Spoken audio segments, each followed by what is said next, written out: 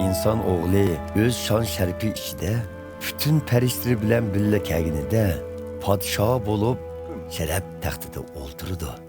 Bütün xalqlar uning oldida to'plandi. U ularni qo'ylarning o'ng yeniga, o'chkilarni so'l yeniga ayirgan qo'ychidek ayrıydı. U o'ng yenidagi kishilarga: "Ey atam tarafidan baxtli qilinganlar, kelinglar.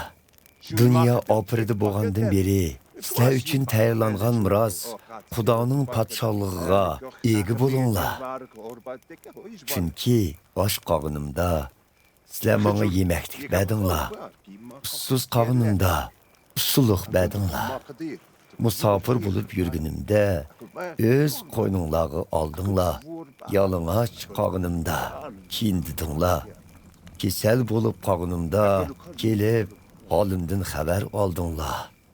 Zindanda yotganimda yo'qlab turdinglar" deydi. U chog'da haqqoniy odamlar uningga: "Ey Rabbim, biz sizni qachon och ko'rib to'ydirdik yoki ussiz ko'rib suv berdik? Sizni qachon musofir ko'rib qo'ynimizga oldik yoki yalang'och ko'rib kiyindirdik? Sizni qachon kesal yoki zindonni ko'rib yo'qlab turdik?" deb so'raydi.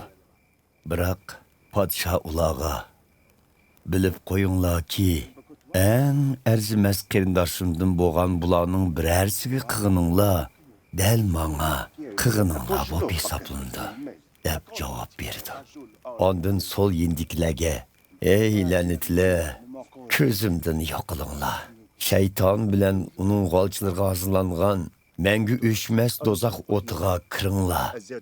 Chunki och qog'inimda menga yemaklik bermadinglar. Sug'unimda usulliq bermadinglar.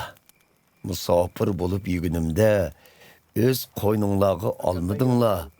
Yalang'och qog'inimda kiyindirmadinglar. Kesal bo'g'inimda va zindonda yotganimda yo'qlamadinglar" deydi. Bu chog'da ular: "Hey Rabbim, sizni qachon och, ussiz, musofir, yalang'och, kesal yoki zindon ko'rib turib xizmatingizda bo'lmadik" deydi.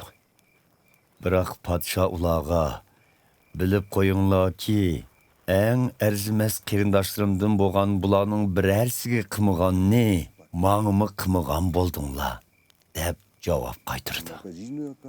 Bunun bilan ular mangulik jazoga uchraydi. Haqqoniy odamlar bo'lsa mangulik hayotga erishadi.